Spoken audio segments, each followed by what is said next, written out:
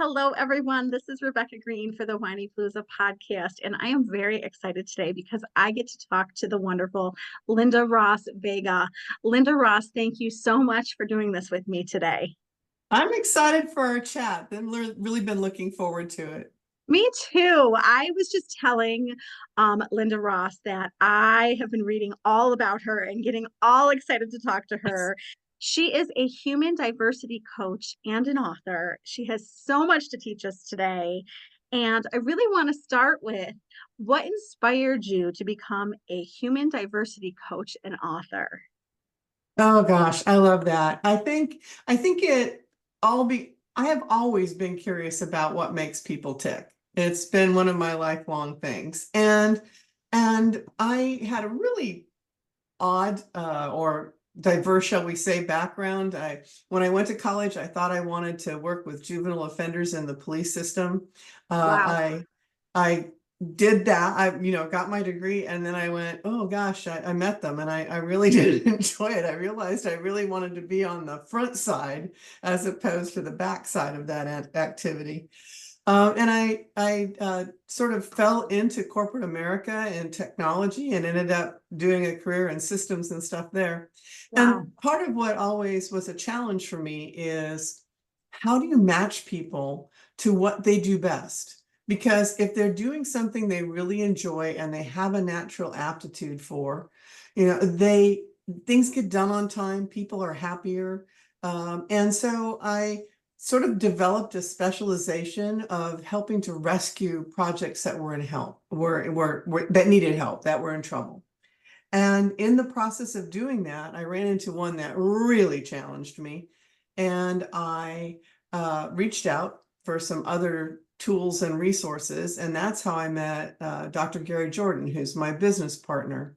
And he's a clinical psychologist who had done his doctoral thesis on style theories. And so we were all about how do we match people with tasks at hand? How do we get to the fact that we all see life differently, but yet there's commonality and we all have the same kind of life experiences? And how can we leverage that for folks?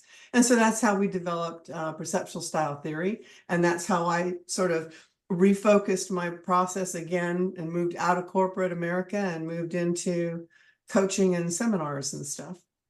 Well, I mean, this is so fascinating to me for someone who loves human behavior.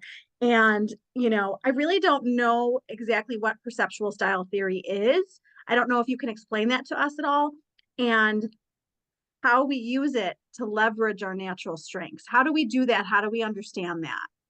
Sure. So perceptual style theory basically describes the process of perception and takes it a step further and how it impacts your behaviors. So if we look at the process of perception, the way we define it in the theory, you take in information through your five senses, and it's raw data when you're taking it in. So it's sight, hearing, touch, smell, and taste. And research says generic research in the field of psychology is that the average person who has all five senses gets about 75% of their input from sight, about Hmm. 20% from hearing, and then taste, touch, and smell sort of round it out. Okay. So if you think about those things happening, we're constantly taking in information, this raw data, and it's hitting our brain, and our brain has to do something with it to sort it out and decide what's important, what's not important, what do I pay attention to? What can I totally ignore? And that's where perceptual style comes in. It's literally a filter that we were born with, that the raw data comes in and our brain makes meaning of that raw data. And think of how important it is to have a filter. If we were bombarded with all that all day long, we would be in such overwhelm, we wouldn't be able to do anything, right? Yes. And so what happens is we filter it. So raw data comes in, we filter it to make meaning, and then our brain does one other really, really great thing, and it checks a validation against life experience. So Hmm. those memories you've stored and experiences you've had, your brain has cataloged those for you on things that are important or unimportant, fun stories versus life lessons. And as you're making meaning, your brain is also saying, has this been true for me before? Is this something new? Is this, do I pay attention because I have no frame of reference? Or do I have frame of reference to continue to refine my thought process? Hmm. That sounds like a lot, but it literally happens in nanoseconds. It's sort of like the blink of an eye. Pretty And amazing. what it is, it's fascinating, but it does explain how we can all, the standard police show thing where they have 7 witnesses and they've all seen something slightly different, right? Yes. But it explains why that happens, because we don't all filter the same way, and that's where perceptual style comes in. And so with perceptual style theory, we've defined 6 styles that basically everybody has one. You're born with it. It's innate, not inherited. And your awareness of it grows over the years as you start to settle into what is meaningful for you and what you value and those types of things. But it's definitely influenced by that style. And then because of that, there are going to be behaviors and skills that are so much easier for you to do because they're very congruent. They're in alignment with how you see the world. So you've got all this potential, and we all have to learn skills, right? We don't just pop up one day and know how to do something. But I like to Right. use the analogy of riding a bike. So when you start, you're trying to understand movement and balance and coordination and, arms and feet. And then once you've got it, it's like muscle memory. You can get on a bike again 20 years later and you still have the basics, right? Yes. And that skill development is so much faster and easier when it's it's supported by your perceptual style and what you naturally see. And the other thing that's fascinating is that it continues to grow and develop. The example I like to use here is you've met somebody that you just think is amazing at doing something, and they try to tell you how it is they do that, and they skip all the beginning stuff, right? Because for Yep. them, they've forgotten all that, how to start from scratch. They're into it's grown and it's exploded and it's natural for them. And they're trying to recreate that learning process for you. And that can be hard. But that's what Mhm. happens for a natural skill, is it just continues to grow and blossom. So So so that was a interesting. very long way of explaining the theory. And so then how do you use it is you basically learn what your perceptual style is, and then you can use action guides and study and just practical experience to do more of using those skills that you have the potential for. Sometimes we don't recognize our natural skills because we take them for granted. Very We true. assume that everybody can do it, which is not true, right? Yes. And being human beings, we like to focus on what's missing. That's also part of our brain development, right? Back in the days when we were hunters and gatherers, we really needed to know Mm. what was missing all the time because it was life-threatening. Safety. Yeah. But now it's that proven fact that you can have 22 compliments and 1 criticism, and you're going to remember the criticism, Mm. right? So true and so very sad.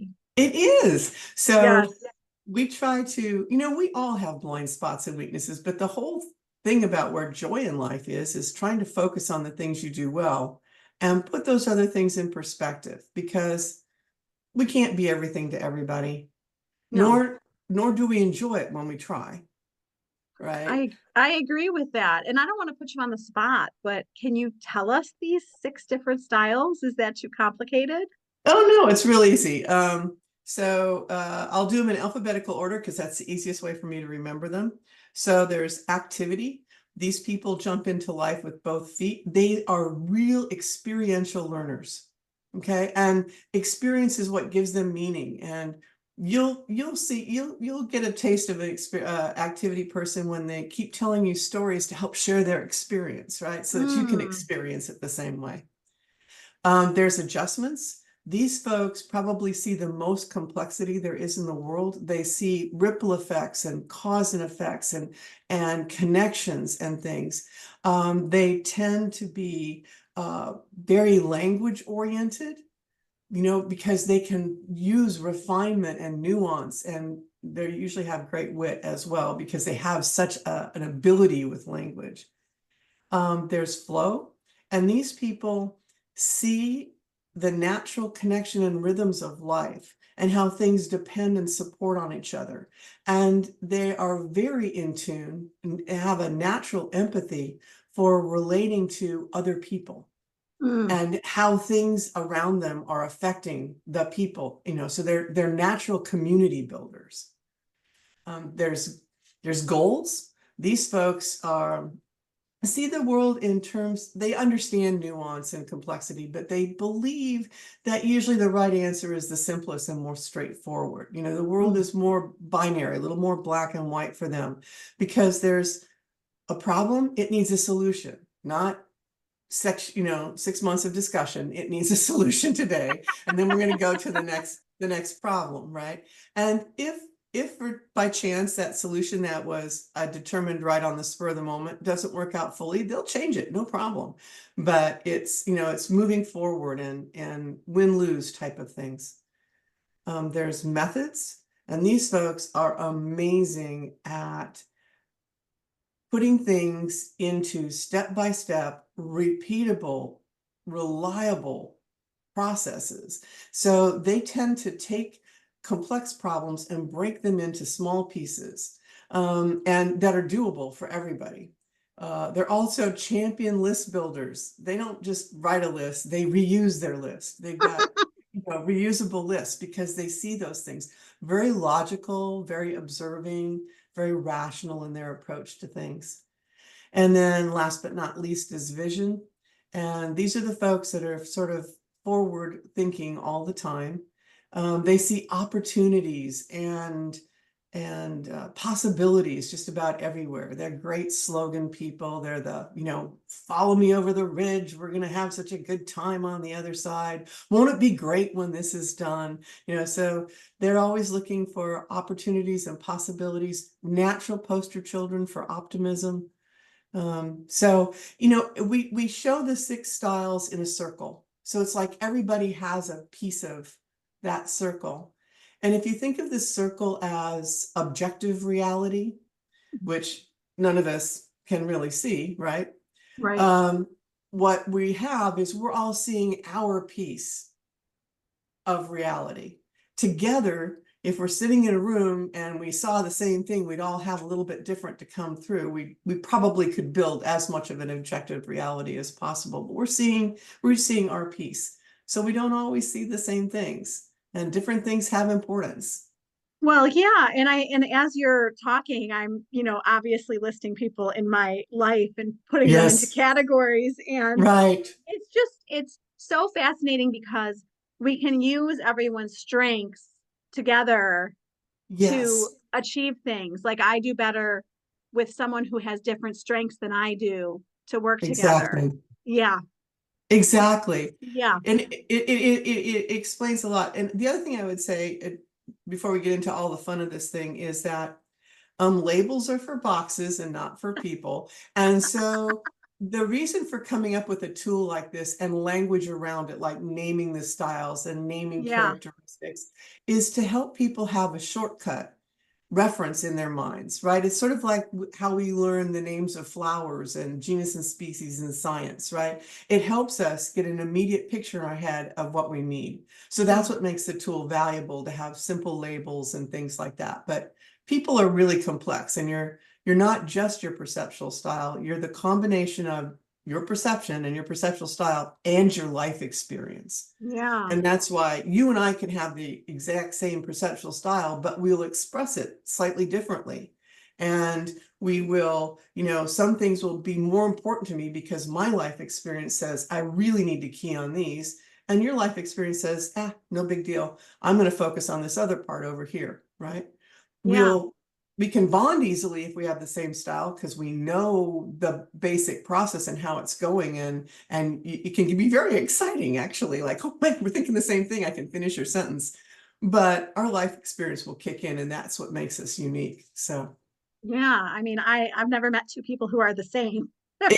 Right. exactly, they can have likenesses and they can understand each other, but they're not the same, right? Exactly. Well, and I heard that there's 3 easy steps to learn our own natural strengths. Is that accurate? It is. You can start without our book or without the theory. It's pretty easy to do. So Yes, if but we tell everybody your book before you jump into okay. the answer. Okay, the book is Unlock the Power of Your Perception. It's available on Amazon. And it goes through the theory, and it goes through the descriptions of the 6 styles, and it goes through some of these steps I'm going to describe. But here's what you can do is to start focusing more on your strengths, because that's really where we want to start. You know, self-empowerment, self-development is about understanding yourself first. Because if you don't understand yourself and you don't like yourself, it's really hard to do that for other people, you know? So you got to see the best in you too. So the way to do it is pick 2 or 3 people that you really trust. Okay? People that will tell you the truth, and ask them to give you 2 or 3 things they really admire about you. You'll be surprised. There'll be something there that you'll think, doesn't everybody? There'll be something there that feels validating, like, oh my gosh, they noticed. That's so nice, right? But there'll be something there that you learn. And Hmm. the point is to then start looking for the times when you do it without realizing it, or looking for more opportunities to do those skills that they admire in you. And that's the way to start reframing to a strength-based mindset. Now, you can go further. We have a free assessment, and we also have a really thorough paid-for assessment. But both of them give you some results that give you even more potentials of your natural strengths that you can look at and refer to and look for opportunities to use them. So with skill development, you probably do some of this in you're working with families and kids for sure. We like to talk about the 4 Ps Mm. for skill development. We borrowed 3 of them from transactional analysis. I don't know if you're familiar with that. It's a psychological approach to therapy, developed by Eric Berne in about, I think, the 1950s, something like that. It Mm. became really popular in like the 70s and 80s, and it has a real solid place in, but we borrowed that. And so the first 3 are, to develop a skill, you have to have permission, right? Either from a parent or someone in authority, or for yourself when you're an adult. You have to give yourself the okay to go do this. Yeah. You need to have protection, like you need to protect yourself from catastrophic failure. So what would catastrophic failure feel like? Well, if you're trying to learn a skill like planning, don't start with a, thing for 150 people for 4 hours. Start with a small dinner party for friends, Yep. right? Where I like you're that doing, advice. you know, so you're going to start small, because the growth, the psychological growth, the development growth, the awareness of your skills is the same, but it's so much safer. And what most people think of as catastrophic failure is embarrassment. They're embarrassed, or they're afraid of being made fun of, or that they will somehow feel like a failure. And by starting things small, that's a much easier way to do it. It's back to our bike analogy. It's training wheels. It's the Mm. walking bike. It's training wheels. It's I it's like your that. your parent or the person that's helping you holding on to the seat the first couple of times you try without, it's that we're cushioning. There may be a fall, but it's cushioned. It's not scary. You can get back on the bikes. So protection is very important. Permission, protection. And the last is, we call it power. And that Mm. is, you need to feel good about the skill when you're doing it. Either because someone says, great job, and makes you feel good, or, it's the applause, or it's the thank you. It's the joy of having done it. And when you're doing natural skills, it's interesting, as you develop them, the joy is in the doing. Mm. The joy is in the doing. Now, there's a 4th P called promotion. Oh. Okay, so that's basically when you and I have different perceptual styles. This happens to parents all the time. We all suffer from this. And we Mm-hmm. really want our child to learn something, and it's hard for them to learn it the way that we do it. but we're promoting that our way of doing it is the right way for them to learn it, right? Oof. And yeah, and you know, if there's some things in life you really need to do that, and you can take the brakes off as the child gets older, but you know, don't touch a hot stove is don't touch a hot stove. Hmm.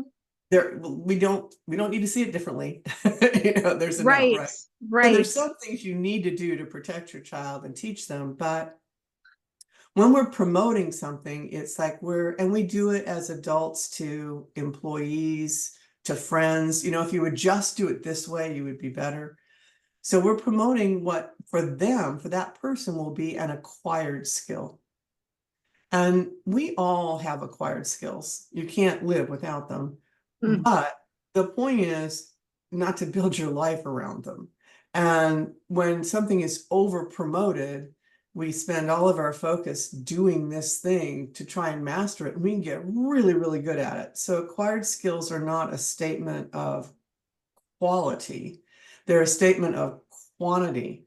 If you are doing a lot of acquired skills, the easiest way you can figure it out is, are you exhausted at the end of the day?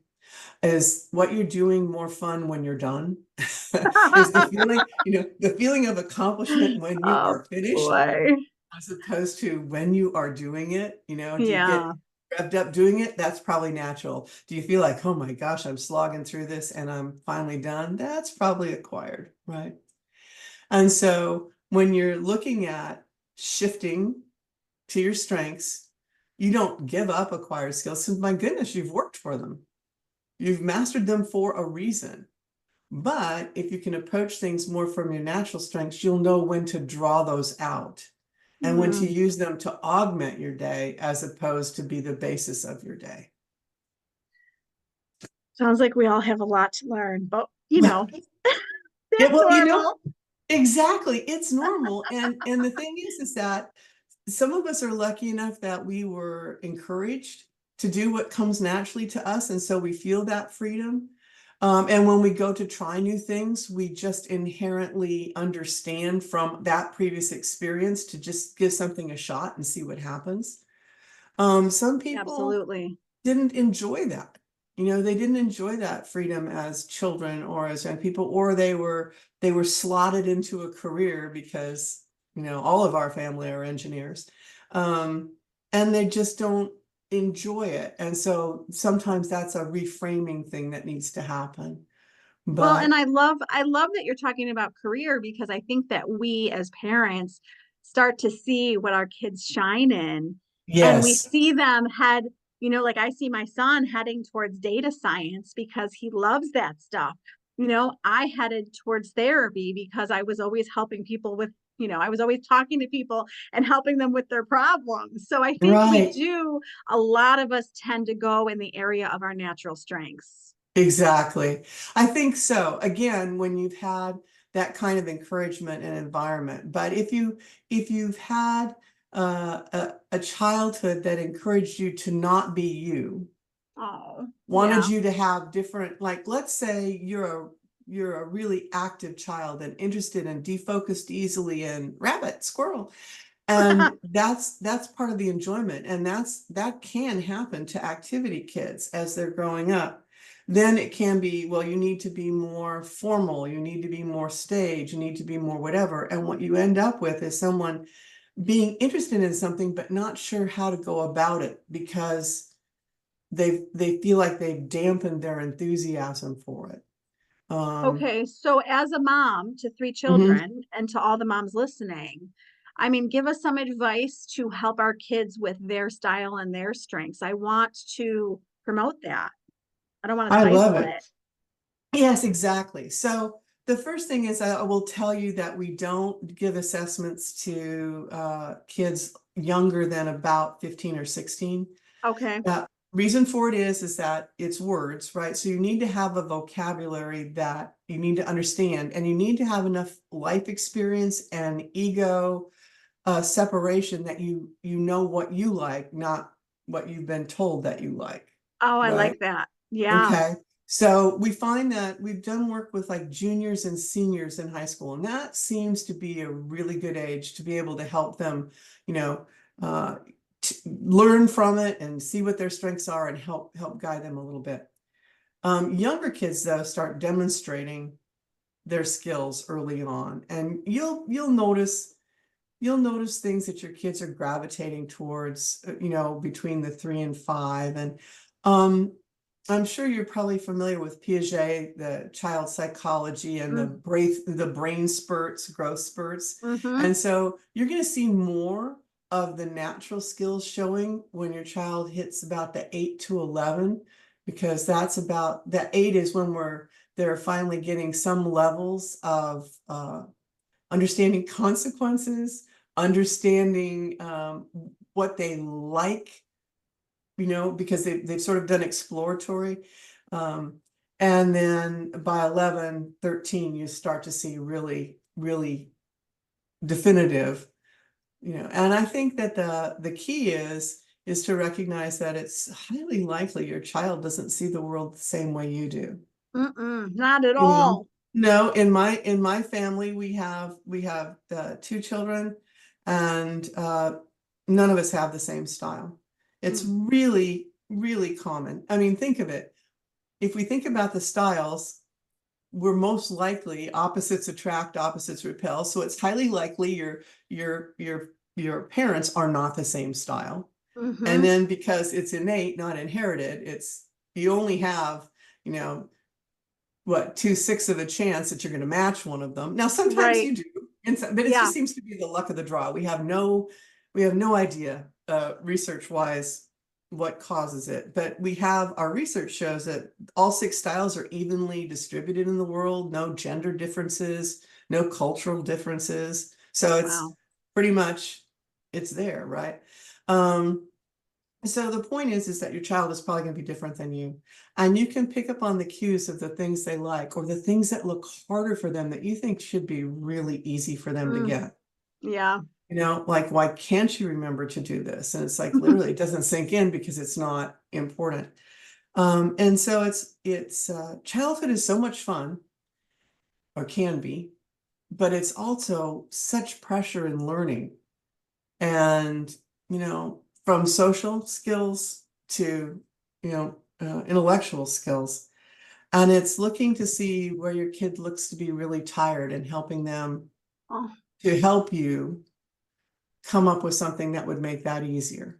Because part of going to school, right, is learning some of the things that we don't all do, but it gives us a great background, right? Yeah. So we're not talking about teaching eagles to swim or rabbits to fly, but we are saying, okay, so this particular thing is difficult for you. How could we break it into pieces? Or what would make it more fun? Or sort of engage them in coming up with ideas and potential solutions together. And then you'll be able to see which things work and be able to encourage that a little bit more. Really good advice. And I want to tell you that I can guarantee you that there's multiple perceptual styles in my house. And I think everybody listening would agree with me. So we have all these different perceptions, all these different styles. You've got married couples, you've got, grandparents, children. Right. Like, help us with, I don't want to, conflict is inevitable, but It is. can you help us with the aversion, the conflict that we have with differing perceptions? Sure. I would say, I love it that you said conflict is inevitable, because it is. I Yeah. mean, we can't avoid it. But what we can do is mitigate it and put it into perspective. I mean, everything doesn't have to be a sword to fall on or the hill to take. And some conflicts, it's okay to say, we don't agree. How do we move on? And usually, we will be disagreeing at a level of detail. And the way to find commonality is to keep moving that up to a higher conversation, or more generic conversation type thing. What we do with perceptual style as a tool, when I do like relationship coaching or things like that, is the key is first understanding how you see the world, right? And then understanding a little bit, you don't have to understand a lot of it, but a little bit about how that other person sees it differently than you do. And by understanding the difference, it can help you reframe or pick different words to communicate what you're thinking. I'll give you a practical example. So my husband is activity, I'm vision. And so one of the things about activity people is they're very experiential oriented. Mm, So, they use words like always and never all the time mm, because they have real meaning for them. It always has been true for them, or it never has been true for them. Vision people tend to be situational, we're the opportunity possibility people. So maybe it didn't work last time, maybe it'll work this time. So always and never are not part of my vocabulary, right? right. And he'll say, you always do this. And I can feel the hackles go up on the back of my neck, right? Yeah. And it's like, no, I don't, right? But what you learn is that's his perspective. It's not judgmental. And the way I was hearing Mm, it was judgmental. So that's just a small little nit, or vision people tend to talk in here's the key highlight bullet form when they're trying to get a point across and sort of leave out some of the context if they don't know better. And you can be dealing with someone who needs context and you didn't realize it. So they've taken what you said and misinterpreted it from what you intended because you didn't give them the amount of information they needed in order to be on the same page as you. So it's learning little tricks like that that help yeah. communication. I mean, I'm thinking of an example in my head of someone that I severely disagree with. And I understand his perspective. He doesn't understand my perspective, but I don't agree with him.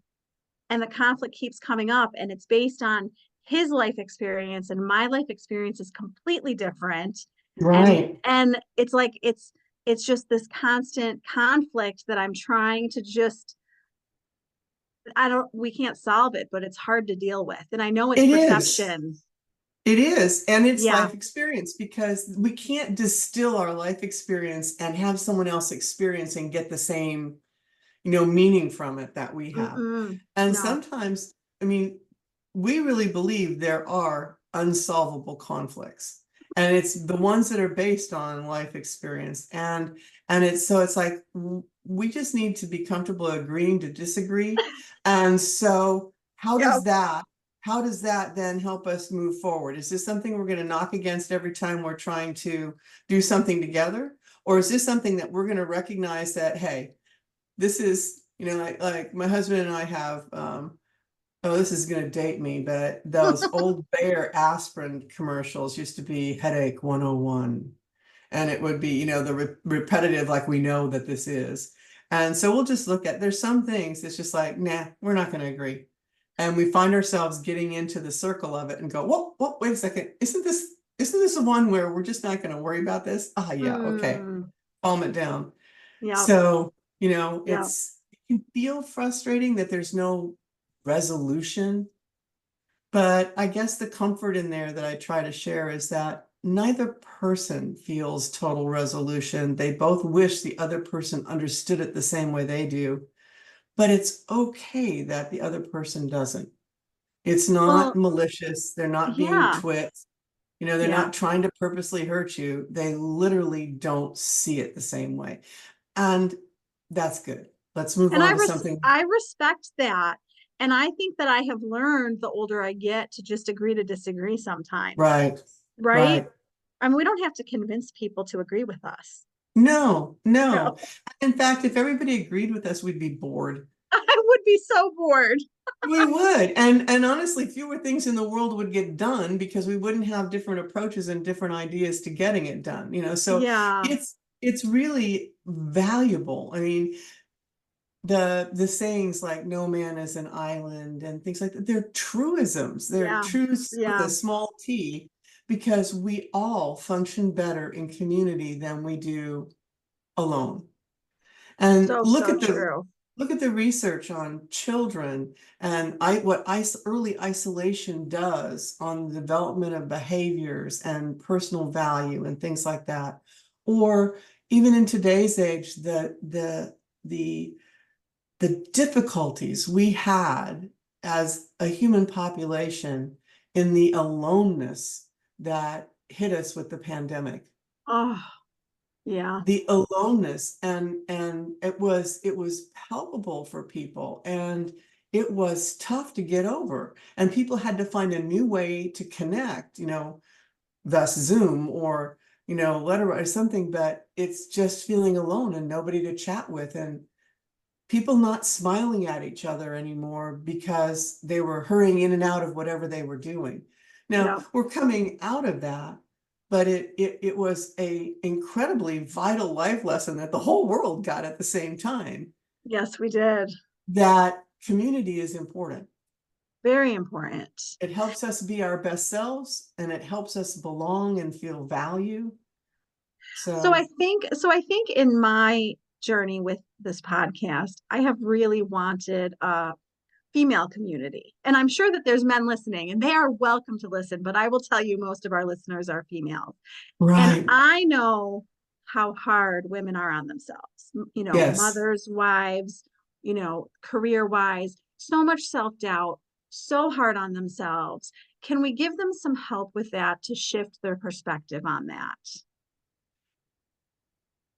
I love that. Yes, we can. Let me just, I'm trying to see how I want to go about that. So first thing is that we are all our own worst critics. Okay. Mm-hmm. Right. And um, we tend to give more credibility to that bad roommate in our heads some days.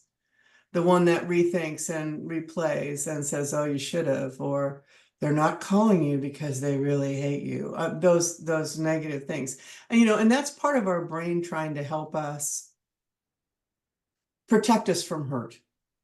It's a well-intentioned function of our brain that doesn't do us a lot of good, Yeah. when you're being a self-critic. And so I think that the most important thing is to spend a little bit of time making sure you're really comfortable with you, and know what it is that you do well, and know what it is that you don't enjoy. And isn't it Mm, nice that somebody else can do that and you don't have to do it? Okay. So that you can kind of set yourself up for, if I'm going to have to go into something and I know this is not my favorite thing to do, I'm going to be a little more gentle with myself today. I'm not going to plan 7 things in a row. I'm going to plan just 1 or 2 and a small little celebration. Um, I heard something the other day that I love. It was the opposite of a trigger is a glimmer. yes. I Yes. love that. I I love did that. too. Yes. And I like that concept of, I think, being aware of the things that feed your soul, that are part of how you think and make you feel good and make you feel like you're adding value. Being able to do a little bit of that every day Mm-hmm. adds those glimmers, right? Yeah. And then I think the other hard thing for women, all of us experience this, is that I don't know I don't know whether this is cultural, but we all seem to think we need to do it all, Too much. We expect right? too much. And we expect too much, and we share that with each other, like, "Oh my gosh, I'm exhausted. I'm trying to do this." And we hear each other say the exact same things, but we Yes. don't stop each other from trying to do it all, right? I And do have a so, friend who does try to stop me. So let's give her credit right now. okay, And okay. let's give it credit. But I think that's really important, is to have Yes. that in your life. I Yes. think having someone that you can chat with, or a group of someone's. Um, I have a dear friend that refers to us as her posse. Yes. And I love that. this is my posse. I need to talk to some I need people. my posse. I need my posse. I need to check it out. But I think that that's the important thing. And I also, so I would advise anything that you do, any tool that you use, or books that you read, or just friend conversations that you have, that help you explore what's important to you, what you feel good about for yourself, will help you get that foundation so that you can deal with the challenges of life from a foundation of your natural strengths, as opposed to a, "Oh my gosh, what do I do this time?" looking over your shoulder approach. Because when you are comfortable with your strengths, it's easier to say, "This is not in my wheelhouse. Who do I know? Who do I know that has this in their wheelhouse? Let me tap them." right? As opposed to, oh my gosh, I'm going to have to go figure this out and I'm going to have to do this whole thing by myself. And that's not there. But other times it'll be like, oh yeah, I got this one. This is mine. I can go all day doing this. This is wonderful. So I think that that's the most important thing. And Yeah. I've read several, there's, so much out there about how to reframe negative thoughts, but it's to try and recognize them for what they are. And one of the other sayings I like is forgiveness is the act of letting go of the idea that you could change the past. Mm. So sometimes you just got to forgive yourself. Yep, it was an inept try, or yep, you didn't do your best, or you weren't showing up that day. Okay, so what do you do to move forward? What do you do today? Do you call and say, let me help you with this? Sorry about that other thing. Is it just something you need to do for yourself to just let go of the self-recrimination of something? Looking at things in hindsight and thinking we should have done it differently doesn't always help us. If you can look at something and say, lessons learned, presented Mm-hmm. with the same situation, the next time I think I'll try this or this to do that part differently. Or I could have taken a deep breath before I reacted. Or, okay, those are life lessons that we just have to practice. None of us are perfect. Well, Right. and I love that you're teaching us to be a little gentler with ourselves. Oh, it's critical. It's critical. I mean, no one, being a parent, being a mom is tough. No one gives you a manual. Yeah. You know how many manuals I read about parenting? I laugh so hard and I say all the classes, all the courses, all the books. You need experience. It's You just, do. you just You need do. experience. It's what happens. And I'm a step parent, and I kept saying I came into to the family when the kids were 13 and 14, and I kept looking at my husband going, where is the reference guide? I've skipped into early teenage, and Oh boy. I've missed all the cute hugging my leg part, so Oh, where am I? I mean, it worked out great, but the point is that you just don't know. And your children are different and they have different personalities, and what they need at different times is different. And then we have the whole complexity of first and second and youngest, and there's so many aspects to being a parent that you cannot have it right all the time. All you can do is give it your best shot every day. well, and I love that you say, I think we really spend a lot of time getting to know people.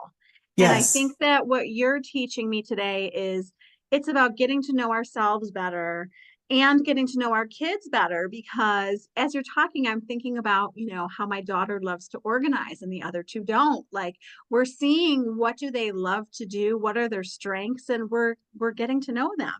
exactly. And it's I remember where a train of thought went a little earlier is that I like to believe that school age, up through high school, is the one time in your life that you really can kind of experiment with things with abandon. Try different sports. I don't like those. Try different, courses. As you're finding what you like, and the more opportunities you can give your kids to experiment a little bit in Yes, learning yes. things, I love it. the more you'll see their strengths start to pop through, because they'll be making decisions about what they like and don't like. And the more limited we keep them, the less experience they've got. Then that whole grass might be greener on the other side. If only I were a cheerleader, or only if I'd played, if only I had done football or something. But it's giving them different opportunities to try things and put them down. Really good advice. Really good advice. I mean, I'm looking at my questions. I've asked you so many questions. I mean, is there anything else that you think that is important to share before I let you go? No, I think we've covered all the basics. I think the most important thing, I mean, if you're interested in perceptual style, great. We've got the tools for you to do it.